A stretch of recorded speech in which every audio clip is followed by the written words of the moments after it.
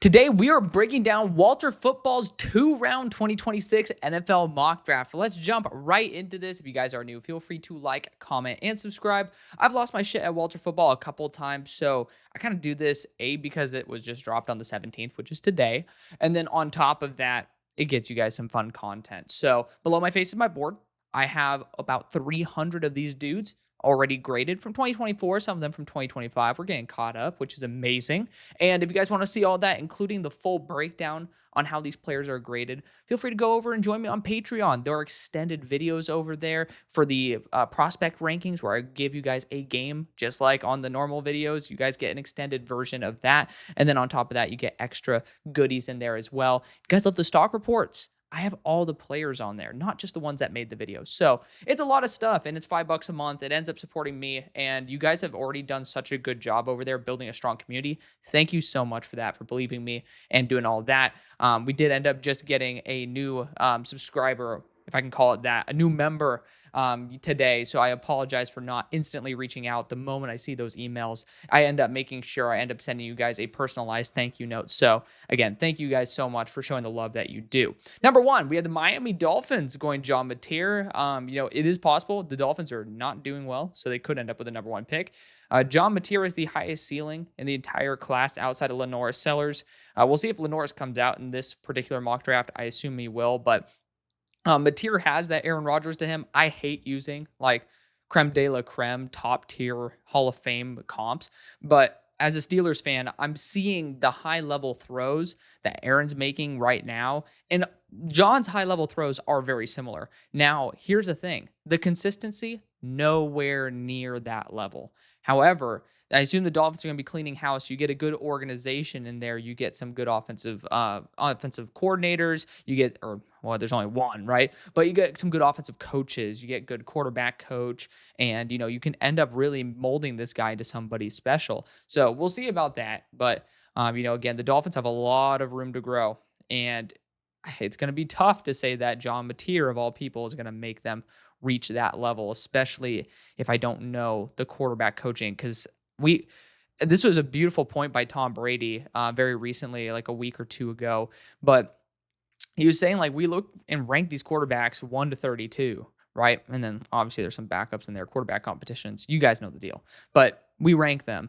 We don't rank the QB coaches. We don't really rank the offensive coordinators either. And those matter a lot. It really does. And so it is very dependent on the mentorship as well as the coaching environment for the quarterback, especially one like John Mateer. We are not going to be doing free advertising for you, buddy boy. Well, LaNorris Sellers is part of this class, and he goes at number 2 to the New Orleans Saints. Definitely the highest ceiling in terms of him being legitimately like a monster physically, great arm, unbelievable core strength. And you're like, what the hell does core strength mean? When you see him end up shedding tackles, you got to maintain balance and stuff. That's what core strength is. And it's good across every single position in football. It has some type of application, but LaNorris is an absolute physical freak. So the two freaks go at 1 and 2. I don't think the Saints with Nussmeier's dad at OC would end up passing on him, but this might end up being the best move for him. And it was their last pick. So, we'll see why they ended up dropping him. At number 3, we got the Titans going TJ Parker, edge rusher out of Clemson. He has not been doing too well so far. He had a breakout sophomore campaign, junior campaign at not garnering the number 3 spot, but I would say I understand the idea. TJ Parker is probably going to be that late first selection. For me, I'm just going to swap in a different edge in Ruben Bain at this point. At number 4, the Panthers go Keldrick Falk, defensive end out of Auburn. Doesn't really match the physical profile of the edges they just drafted in Umami Ellen as well as Scorton, because Scorton was, fluctuating there with weight a little bit. We'll see where, year 2 he ends up landing, because some guys are still trying to build the exact body that they want. But Keldrick Falk's a little bit of an interesting one. Not really a huge fan of the fit personally. Ruben Bain, again, even though Ruben is very similarly sized to Keldrick, I think Ruben Bain plays a style that is more close to a Scorton, more close to what Omami Ellen ends up playing like. Because Falk just doesn't play like that, in my opinion. As much as I love him, I really do like Falk, but I would end up saying that Bane would be the target I would go after. At number 5, the Jets go Garrett Nussmeier, quarterback at LSU. He has risen up noticeably for me. You guys know me. I was a big Garrett Nussmeier hater. Not hater, but, very, very reserved, and to the point where it looked like I was hating. Don't like the frame still. 6'1", 205 officially. Like, love the fact that he's now above 200 pounds, but like my comp for Garrett Nussmeier is Brock Purdy, but Brock Purdy was 6'1", 220, right? And so I'm still a little bit worried about that frame for Nuss, but in terms of layered passes, nobody plays the game like he does in terms of just being able to layer it over a linebacker or underneath a safety. It is impressive. But I want you guys, because I don't know why I got so much flack for not believing Nuss has a great arm. I personally don't think so. And that's why he can layer passes quite well. You look at Brock Purdy, you look at Joe Burrow, these guys who don't have elite arms, they are able to layer it better because that is how they throw the football. It's just a different style than being able to line it on a rope consistently. And you could just look at the difference between Nussmeier and Mateer. Look at them both versus cover 2 and being able to throw it directly over the middle. Even Tampa 2, we were throwing it over, the middle linebacker that's dropping deep. So when you end up watching that, there's a completely different approach. For Nuss, it's an absolute rope, like almost in the reach of the linebacker, but just over. That's a different type of layer than Nussmeier, who will like literally loop it over. And it's beautiful. Both are absolutely gorgeous and why people love them, especially in the NFL community. But Nussmeier has some horrible decisions that he makes from recently there was it was a clear offensive penalty. He ends up throwing an interception. Not a fan of that. But mechanically, on average, does a pretty damn good job. And I do think that there's just some times where it's granted, it's part of the offense. It's his first read. But, there was a certain 3rd and short scenario where he throws a quick out versus Florida. And I just did not like it because the corner did not drop enough. And in the NFL, I think that's a pick 6. So I just want him to hold himself back from forcing a pass. If I'm not mistaken, didn't even get a first down in the first place. So it's just go through the reads a little bit more consistently when the pressure is on. I thought he did a fantastic job week 1 under pressure, throwing it on on target. But I really do think that the level of production underneath pressure has, or at least the quality of it, has dropped off. That's a bit of a concern for me, but Garrett Nussmeier has climbed up noticeably for me to where it's now, a lot more realistic. Number 6, you got the Bengals going Peter Woods, defensive interior out of Clemson. Bengals at number 6. I assume this is just, no, it can't be record because the Bengals, if I'm not mistaken, they're 2-0. Why the hell are the Bengals here? I know Joe Burrow's out for a bit, but I mean, that's turf toe. I don't think that's not season ending. So, I mean, what? Let's not get too into the weeds here. The Bengals are somehow, some way sitting at number 6 overall. They won't be. Peter Woods is honestly not a bad option. I would just prefer to go after Ruben Bain at this point, especially with Hendrickson leaving. I mean, I've been chanting for Ruben Bain since pick 3, so no shit. Number 7, we got the Giants going Damani Jackson, corner out of Alabama. I really like Damani Jackson. I mean, I know that, he hasn't been perfect, but this year, I don't even think he's allowed a yard. But Damani Jackson has gotten better and better. Even when he has a bad year, he gets better as the year goes on. I love that in-season development, and I loved him at USC. I thought that he took a step back at Bama at the start of last year and then really ended up pushing himself to a new level of play that he didn't have. He was more potential at USC, more of a player at Alabama, and I'm seeing him do a lot of that now. Do I think he's worth a number 7 pick? No, but I do like the idea that he's getting some respect. And you guys know me, I like to rip into Walter football, but again, it's not a political thing. Just FYI, I do know they said some really shitty things. You can do your own research on that. I separate that from this. I honestly just want to highlight the football aspect of it, which, there's a lot of stuff that I don't necessarily respect.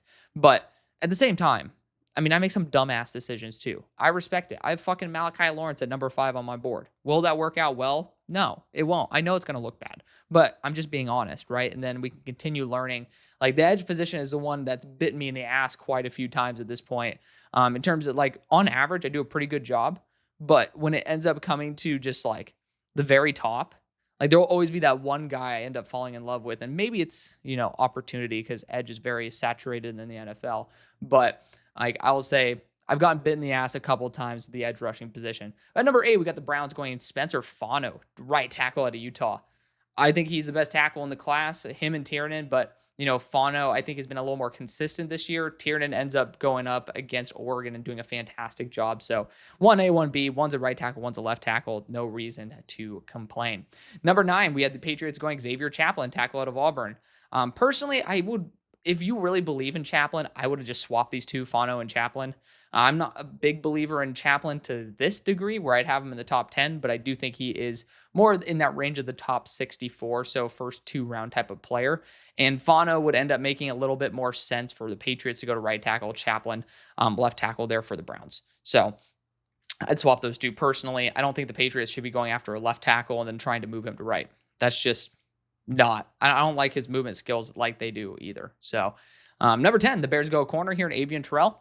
You guys can check out my 2-round mock draft I dropped yesterday, which, yes, it's kind of crazy. Sometimes people end up recommending that I end up letting it sit for a couple of days. The reason I'm not doing a mock draft with trades immediately after is it's cool to be able to like do a mock the mock and, take a little bit of a tense break. But on top of that, there's not as much copy paste because we get to discuss, you and me, and then we end up being able to make those corrections there for the next mock draft. But cornerback was a position I targeted for the Bears. I think it's the sneaky position for the first round at this point. Avion Terrell's not my corner 1, but I respect it nonetheless. And number 11, the Cowboys go Jeremiah Love, running back out of Notre Dame. I don't think, especially after running backs this year have not been at least on average as productive as what you're looking for. Genty has done a fantastic job with the opportunities he has. He is I think he's like 54 running backs have had 10 touches or more, and he is the lowest in terms of the amount of yards per carry before contact. It's at behind the line of scrimmage is his average. So this dude, you just can't get mad at him. He's getting destroyed off the bat, and he's still making guys miss and doing a fantastic job. That being said, I think it's going to lower the value of Jeremiah Love, who's not being utilized at all in the remotely similar fashion. And that's kind of what a top 11 pick would end up doing. I'm not going to say it's impossible to imagine the Cowboys doing this, but I will say it's not logical to me. It's not like one of those picks I should lose my shit about. I'm sure one of those will come up. Will I force myself to believe that?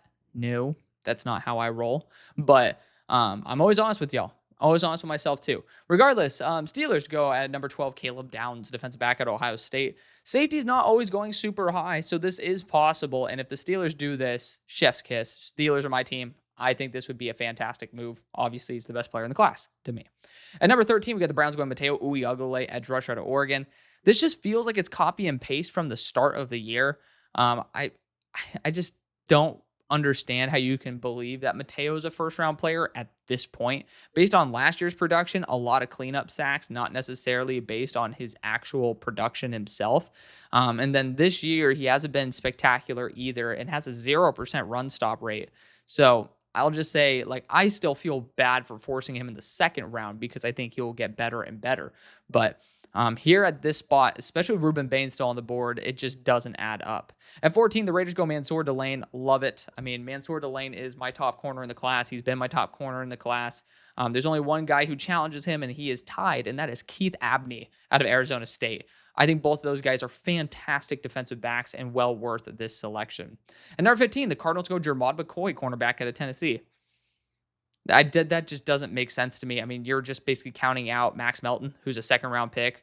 And again, I end up making mistakes like this from time to time as well, whether it be Caleb Downs to the Titans. And it's like, oh, well, how much is he going to be used because we just extended Amani Hooker, right? You always make mistakes. But I will say also, this is an article that you're putting online versus me doing a live mock draft. Just saying. But yeah, this doesn't make sense to me. I mean, there's a lot of other positions with a lot better value that I think would be just a lot better of pick. So I'm just going to put that out there. Do not like that pick. Seahawks go Anthony Hill Jr., linebacker out of Texas at 16. Definitely like the idea of Hill to the Seahawks. Some people believe there's some Jahad Campbell there with him. I don't. But I will say, not in the first round. In the second round, if he's there, yes. In the first round, I think it's a bit of a reach. But let's go to, I hate when you have to click these things, but we're doing all 3 rounds. I am not disabling my ad blocker. Hate to break it to you, buddy. Somehow his ads end up making it through. power to you. But number 17, the Vikings go Javon Kill. It's not even Javon. It's Jalen. Like, what are we doing here? Guys, this is like the 5th time you've done this. Like, just correct your spelling error, bro. This is some bullshit. All right, like, I promise you, I don't fake it. I don't over-exaggerate. It frustrates me because, I mean, people like you and me, like, if we haven't seen a player, like, let's just say you're not overly engrossed in the draft the way that I am, which you shouldn't be. You are insane. I am insane based on the fact that we're talking about the draft this early. But let's just say you haven't done that like a sane human would. And you come here and then you're reading these and it's like you're getting, first off, you can't even get the damn spelling right. And I get it. I make a mistake on every single video I make damn near. Like, there's always something. Like, Jake Betcher, a linebacker out of Oregon, didn't know how to pronounce his name. Like, I get it. I understand that. But this is like the 5th time in a row, and you could just use spell check. Like, it's very simple. I can't use voice check, right? I would do it in a heartbeat if I could. But, and then on top of that, why do you want a slot safety? It doesn't fit. It doesn't fit. It's so outdated. Do not buy this book. I promise you, please do not buy that book. I'm never going to buy that book. At number 18, the Rams go Jordan Tyson, wide receiver at Arizona State. Sometimes you just got to go best player available. It would be pretty much Devontae Adams' replacement. You're still going to be lacking a bit of deep speed right there, but Jordan Tyson to me is a top 10 player in the class. I respect it. Number 19, the Texans go Caden Proctor. Again, is this like, what are we doing here? Are we not watching football? Like, this needs to be wankerfootball.com. Like, I swear to God, that's all they're doing. They're not watching football. They have something else that they're focused on. I don't know. Like, turn off the OnlyFans, bro, and watch the fucking games. Like, straight up. Like, how are you putting Caden Proctor in the first? Like, some character concerns. How about some blocking concerns, bud? Like, this is... I swear, if I meet these people in person, then of course I'm going to be a little bit nicer when I end up grading this shit. But for the time being, like, I used to lose my shit on, like, even people who I love to death, like Trevor Sikkema. Like, I would, when he was at TDN, sometimes I'd be like, how, Sway? This is some bullshit. Like, I'm glad that I've gotten past that era, but this is just bad content, right? Like, I'm spending my time, you're spending your time. Now it's a little bit more like, some of these are just so BS to be in the first round that, like, we're just going to talk about the fit. But at least hopefully you get a little bit of entertainment from me losing my mind and needing to be locked up in an insane asylum. But regardless, Caden Proctor has just been atrocious this year. I put it at like a 5% chance he comes out. He's super young and needs so much more development. Like, I don't understand. And then Keon Saab at 20 to the Colts. First off, safety is not the position I would target for the Colts. Like, they've invested in that. Like, I don't think Lou is going to be valuing a safety round 1. I mean, technically they did, to be fair, with the Bengals with Dax Hill. But Keon Saab, like, again, where are we in 2023? Like, I swear we're back when he was at Michigan just transferring to Alabama. I love Keon Saab. What are we doing here? And there's no analysis. He's been a tough defender for Alabama and Michigan. Unbelievable. I mean, again, guys, you guys know me. I ended up doing Christian Miller as a dark horse pick for the Colts in the first. I'm actually going to stick to that. I think it's a great move for you guys to end up bolstering the interior. You guys have done a good job in general. But 21, the Buccaneers go David Bailey. Finally, a pick I love. I mean, he's been fantastic. I've tried to slot him into the top 10, but the draft order just hasn't been conducive to that. At number 22, the Niners go Isaiah World, tackle out of Oregon. Has left and right tackle tendencies, or at least experience. So you can end up, in case McKivitz ends up getting hurt, have a placeholder for him. But this is going to be the left tackle of the future. So definitely like the tools that you have there, and then you can end up sitting him for a year. Definitely happy with that. But yeah, I mean, it would be intriguing to see if the Niners were to take Kelvin Banks if he slipped to 10. But in another life, as what is it, Katy Perry? She was the one who said, like, in another life. Yeah. I can't remember this shit. This is like middle school for me. But 23, you got the Broncos going Nick Singleton, running back out of Penn State. No reason for this. I mean, there's a lot of bruisers in this class. To take a running back round 1 after taking one round 2, like, no. It also does not have the vision for what, yeah, this, no. I'm dying. Like maybe that's God telling me to shut the hell up. But at number 24, we have the Lions going tackle/guard Drew Shelton. First off, as much crap as I've talked about so far for Walter Football, because that's just what I like to do. I knew we were both in for it when I started this episode, but tackle guard, I've not seen anybody else say that. So I'm a believer that Drew Shelton is a firm guard in the NFL. However, the Lions need a center far more than a guard. Like they have Frazier from last year, not Fairchild. Why am I forgetting the actually better, not better? Well, he was a better guard for sure, but the other Georgia guard that's slipping my mind at the moment. But you guys drafted 2 top-end guards, in my opinion, for the future. So I just think that there's not really, and then you add in Christian Mahogany, of course. Like, I don't really believe that you need to focus on another guard. You need to go after a center, right? So Connor Lew would be the place that I would go. 25. What in the actual fuck nuggets? Ernest Green? Literally, we're in 2023 offseason going to 2024. We are a full year ago at this point. Not even, because Ernest Green wasn't even first at this point of the draft process last year. We are a year and a month behind. Ahead? Whatever the hell. Today, you take it back a year and a month. 13 months, this would make more sense. But on top of that, Ernest has been so bad at right tackle. That is crazy. Definitely far more of a guard, too. What? Wanker football. Unbelievable. Commanders go Caleb Banks, defensive interior out of Florida. Injuries have really bugged him this year. Really bugged him. So we'll see if he ends up even, being considered a day 1 or 2 prospect, just because you see every year guys who deal with like big health problems. It just doesn't matter how talented you are. Teams get scared. Caleb has not been on the field, like remotely enough. And then he comes on, ends up having a really disappointing performance overall, and then ends up, still having injuries. So it's a bit of a concern for the Commanders' defensive interior, especially. If I'm not mistaken, Ruben Bain is still on the board. Let's not even get stuck there. But like, you can end up talking about LT Overton and such. I don't understand why Caleb Banks would be the better choice. They've gone Kenyatta Jackson before. I respect it. Speaking of the man, somehow, some way, Ruben Bain goes at number 27. And this is how I know this site is absolute crap, because it's talking about him only being productive as a freshman, not recognizing this guy has back-to-back 90 PFF grade games, one of which being against Notre Dame. And I'm not a PFF rating merchant, right? I don't necessarily care too much about it. It's a good guide. But getting 90s is not something you do week after week after week. Like, that alone should tell you this guy's an absolute baller. Or rather than being wanker football, you could just watch football and end up seeing this guy as an absolute savage. But I mean, Ruben Bain would have to tear both of his Achilles in order to fall to 27. That's my God honest opinion. Knock on wood, that does not happen. But that's just, we're at that point. And then the Chargers go after a corner here, Jalen Gilbo, cornerback out of Texas. First off, he's not going to be the first cornerback even drafted out of Texas. Secondly, the Chargers going Texas corner first round does feel a little bit rich with some of the areas they need to improve. Once again, Connor Lew is available. Like, Jalen hasn't even been the standout corner. It's Malik Muhammad for Texas. Again, wanker football. And then they go after Blake Miller, right tackle out of Clemson for the Eagles.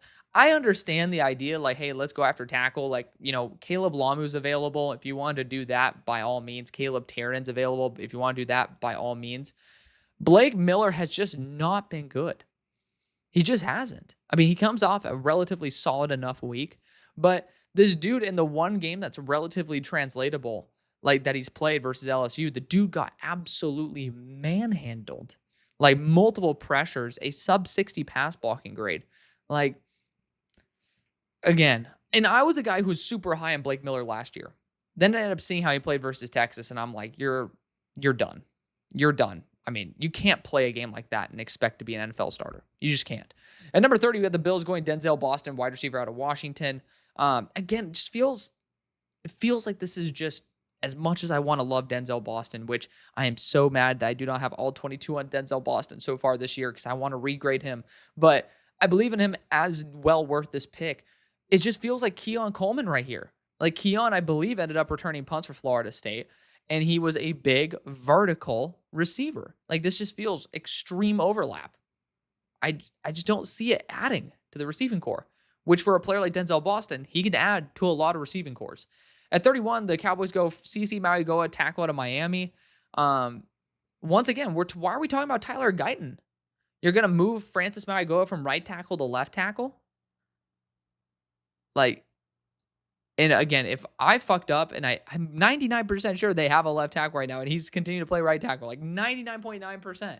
I know CC was a right tackle last year, and I'm like 99.999% sure based on a rep I saw of him versus like Bubakar Traore. Like, why are we going after him over, like literally a player right here, a Caleb Lamu at 11 on my board, Caleb Tiernan, who I've drafted for the Cowboys before. And on top of that, if you think Shelton's a guard, how do you not think Maui Goa is a guard? Because they have similar issues that like I think would end up signaling to me that they're better at guard. I think CC is a better tackle, just FYI. But I don't understand. We got a whole nother round to go through, by the way. Number 32, the Ravens go Amari Farrell, cornerback out of Indiana. Once again, like wrong Indiana corner. I respect the balls because, again, I have Malachi Lawrence high. I respect it. You got guys that you're going to put your like foot down on. But from what I remember, this site has never been like accurate with the guys you should. Like, I get it. I've had my whiffs. I've also had my successes. Like, Tali Fawaga was my number 4 tackle going into that year. Like, going into his draft year when people would have him as like a late day 3 type of player.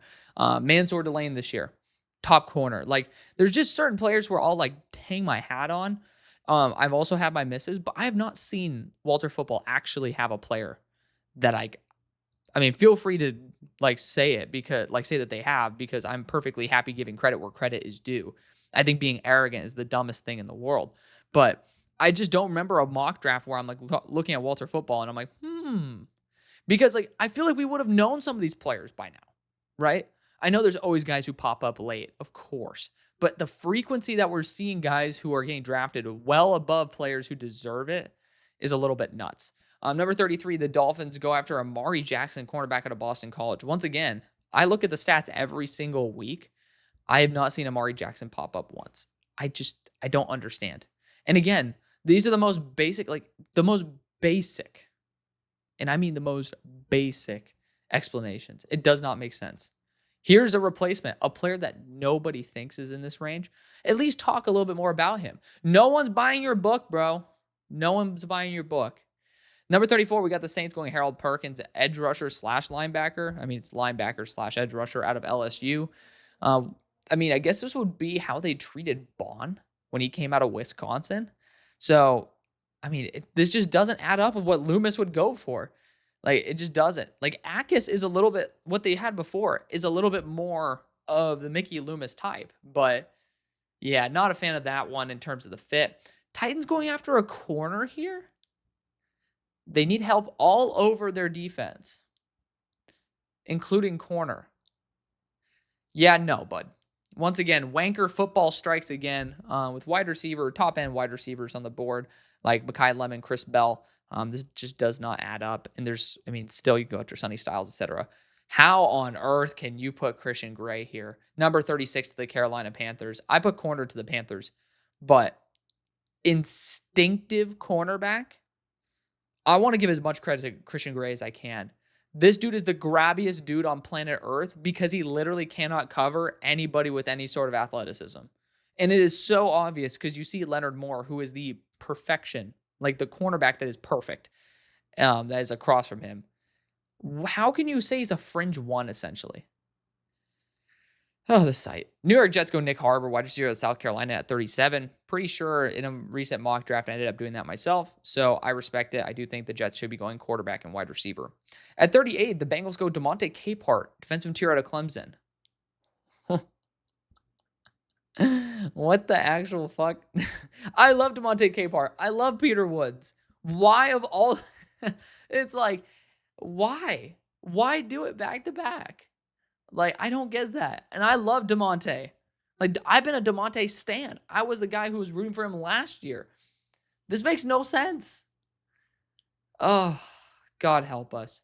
39, the Jazz go Deion Burks, wide receiver out of Oklahoma. Got to check out the health on him. But, I mean, he would end up replacing, I mean, this would not be the receiver that you'd want to complement Malik Neighbors. This is a replacement for Wan'Dale Robinson.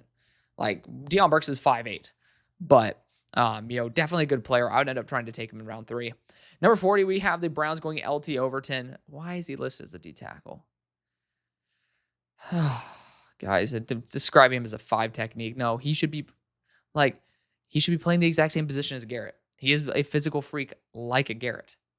Not the same level, but I mean, similar in terms of athleticism compared to frame. I love the idea. Again, just the thought process on their behalf does not make sense. 41, the Patriots go Antonio Williams, wide receiver out of Clemson. Just kind of feels like a mix of what they already have. With Kenyon Sadiq on the board, I did that for them in the first. Spoiler alert, but no. Steelers go Kyle Lewis, linebacker out of Pittsburgh. Honestly, we've had some struggle at linebacker. Kyle Lewis would not be horrible, but Kyle is my number 1 linebacker, sitting there at 20. Again, Noah Thomas will be dropping. Any player with a star next to their name or an asterisk are players who I want to drop. This is just graded from top to bottom in terms of my my overall grades. So it is like completely transparent. I don't like hide guys that I'm like afraid would end up getting pushback. But Kyle Lewis is a damn good player. I just don't necessarily believe that Lewis would end up helping the Steelers over some other guys who are available. 43. Cowboys, Tony Rojas, linebacker out of Penn State. He actually ended up popping up on stock up last year. But yeah, again, Sonny Styles, right? Like, let's talk about that. 44, the Bears go Gabe Akis, edge rusher at Illinois. He's like, I think he's 6'3", so does not fit the height profile that, we usually see from Dennis Allen, but size-wise can end up making sense.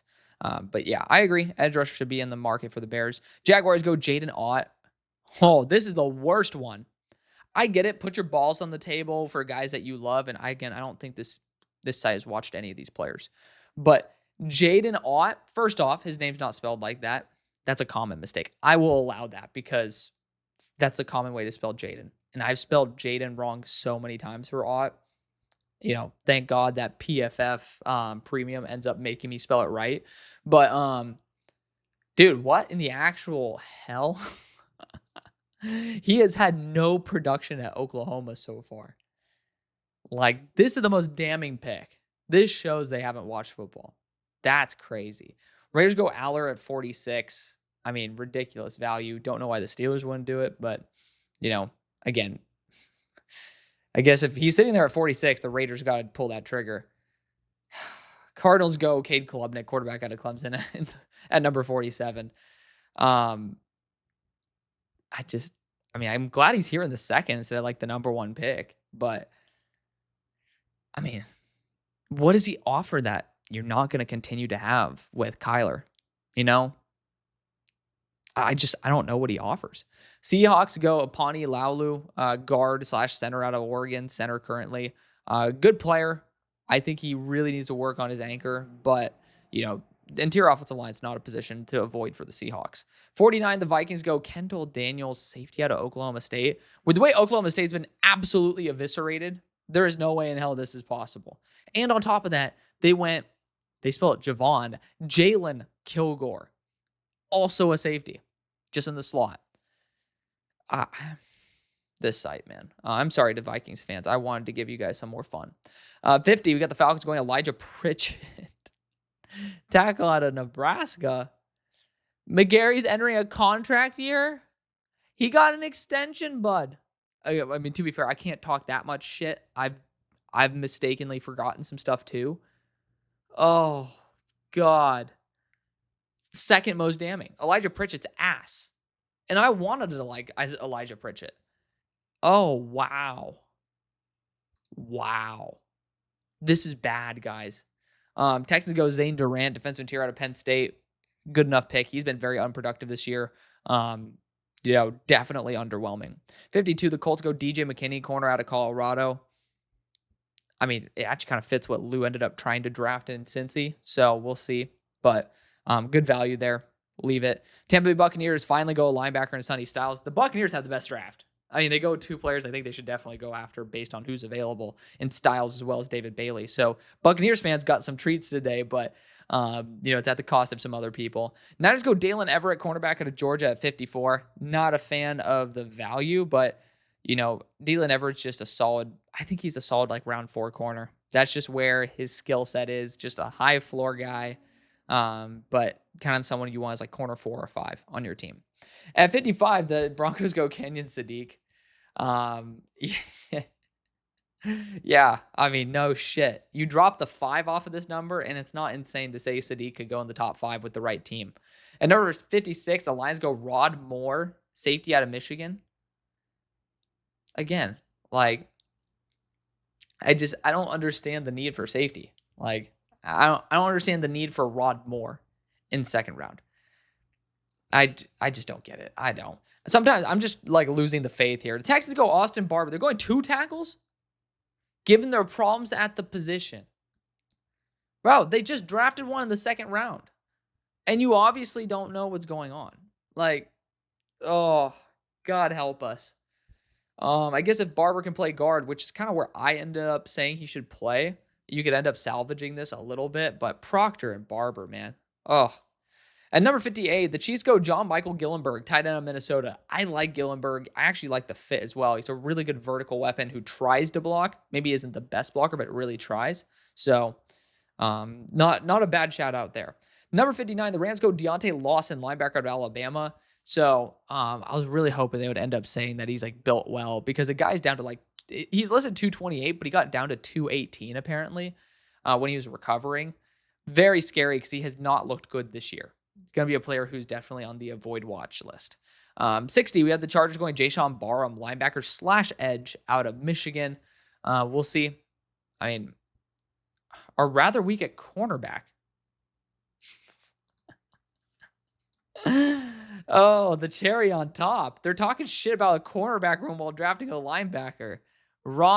Let's see. Let's look. Oh, I'm not going to click on that shit. I was going to say, we could scroll up and end up seeing what they ended up typing for when they ended up taking a random corner like Jalen Gilbo in the first.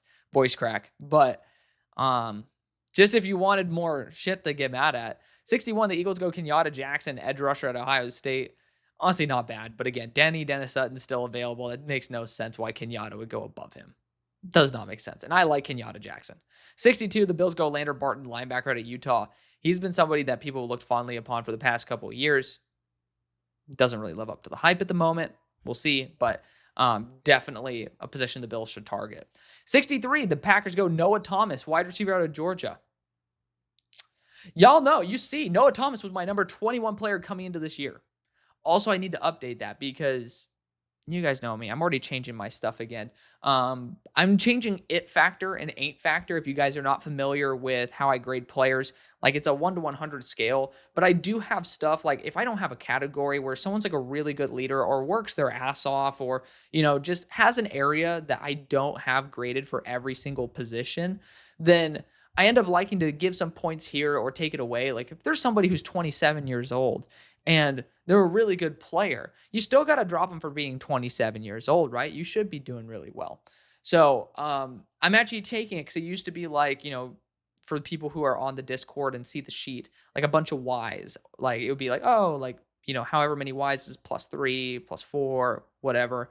Now I'm actually just opening it up for everything because there are aspects to players' games that I really do want to include. And Noah Thomas, I think he has all the skill in the world, made a dumbass decision to go to Georgia. This guy's not even catching a pass a game. He's not. Like, I don't think he's on track to catch 1 pass a game at this moment. It is atrocious. He went to an overcrowded receiving room where they have guys with great size, great movement ability. He could have stayed at Texas A&M and he would have been the perfect pairing with Casey Concepcion. And then also the new kid that I'm forgetting. I think he's a 2027 draft guy. But, guys, I don't get it.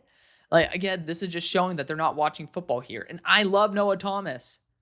But it was one where I ended up dropping his grade. So, there you go. As much love as I want to give Noah Thomas, it's pretty obvious that he's not going to be drafted this year. At number 64, the Ravens go Contravian Wisener, running back out of Texas.